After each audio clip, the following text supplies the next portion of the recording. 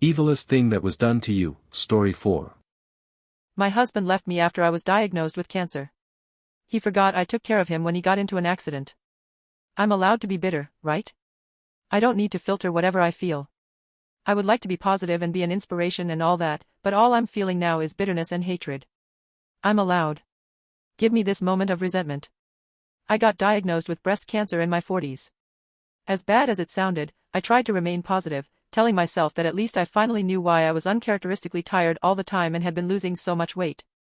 My doctor was a kindly older woman who thoroughly explained to me what they expected to happen and what my options were. Surgery and radiation, she said, would be the best possible options at this stage. She said that it was opportune that we caught it early, so the survival rate was high. Nevertheless, I would need a lot of support because it would take a lot of me. When I told my husband, Jeff, later, he was silent. I thought it was because he was sorry for me, so I told him the good news that it caught early. He stayed silent. I stupidly tried to comfort him, telling him that everything was going to be all right. Deep inside I was scared. It was my body, and it would be altered and I would lose my breasts. I knew it was necessary for me to survive, but I was still scared and sad and depressed. But stupidly, it was my husband, I thought, that needed comforting. I told my 2 kids and assured them that it was going to be a breeze. They were afraid. They were already in their teens and knew about breast cancers, so it was difficult to convince them that it was going to be fine. They were pretty independent, so I knew they would be fine with making dinner on days that I couldn't. I was given a schedule for my tests and surgery. I foolishly thought it was a given that he would be with me all the time. He was there on the first day, but only after I begged him to go with me. He was complaining the whole time, saying he had an important work that he couldn't miss. He kept looking at his phone while we were at the hospital. And even after the first procedure, he kept complaining how he had more work to do because he missed the day. I opened up to him that night, telling him I was so hurt about being made to feel I was a burden. He told me it was because he just couldn't stand the sight of me undergoing a serious medical exam. I again stupidly took it to mean he cared so much about me that it hurt him to see me going through it. That reasoning was his free pass for the whole duration of my hospital appointments. It was because he couldn't stand me suffering, so he just stayed away. On the day of my surgery, he was nowhere to be found. My kids missed their classes to stay with me. They said they wouldn't be able to focus anyway, so they just chose to stay with me. Their dad, however, woke up and left for work like it was just a normal Thursday. My kids, both sons, by the way, were beside my bed when I woke up from surgery. That was when I cried. They stayed with me the whole time. And my husband? I checked my phone if he even left a message.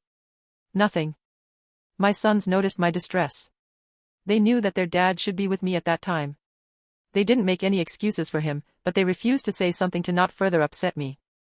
I saw Jeff a few days later when I was finally allowed to go home. I needed help with everything, being out of the surgery so soon. My kids catered to me, taking turns to make sure someone was beside me all the time. I had to use my mom voice to order them to go to school and stop worrying about me.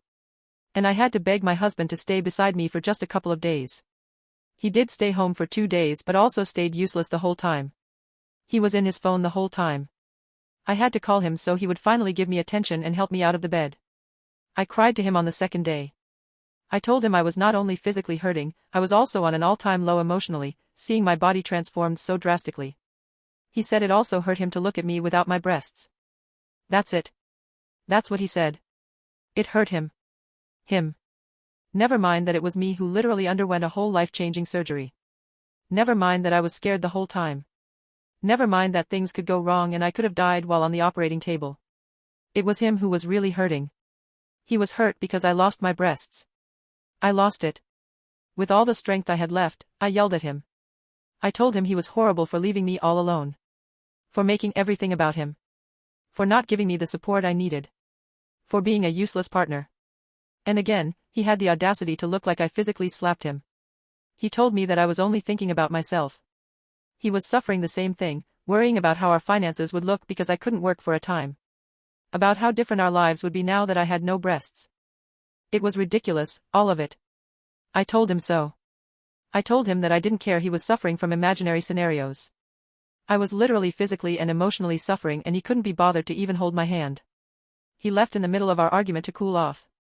He said he couldn't take my nagging anymore. He didn't return for a week, and then only to get his clothes. He said he needed to get away from the house. He didn't say it, he didn't have to. But what he really wanted to say was he wanted to get away from me. And then he never returned. He just left me a text message to tell me he didn't want to be burdened with me. That I was dragging him down with me. The divorce papers came next. He said he just wanted it done immediately and painlessly. Painlessly for him, of course. He never asked how I was. My sons knew what their father had done. I overheard my eldest, who was around 17 at that time, yelling over the phone. He was talking to his father. He was cursing him, telling him how useless and selfish he was. I should have told him to stop because he was still his father. But the truth was Jeff deserved all the scorn coming his way. Not just for leaving me when I needed him the most, but also for conveniently forgetting that he was in the same situation before and I willingly had been there for him. He got into an accident before we got married, he was left paralyzed from the waist down. At that time, we didn't know he would make a full recovery. We were just new together then, so it would have been easy for me to just up and leave him. But he had no one. His family was busy and far, he said. And he didn't want to move back in. My mind automatically knew I had to stay with him even before he begged me to help him. So I stayed and helped. It was hard because I was working full-time and couldn't afford not to.